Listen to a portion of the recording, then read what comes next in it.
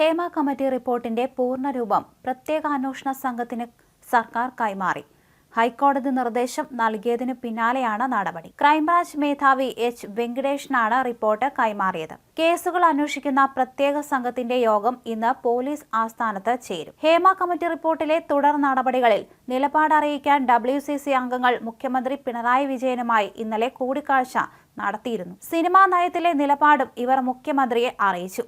മുഖ്യമന്ത്രിയുടെ ഓഫീസിലായിരുന്നു കൂടിക്കാഴ്ച നടത്തിയത്. പ്രശ്നപരിഹാരമെന്ന ലക്ഷ്യമാണുള്ളതെന്നും സർക്കാരുമായി ചേർന്ന് എന്തു ചെയ്യാൻ കഴിയുമെന്നാണ് ആലോചിക്കുന്നതെന്നും കൂടിക്കാഴ്ചയ്ക്ക് ശേഷം റിമ കല്ലിങ്കൽ പ്രതികരിച്ചു.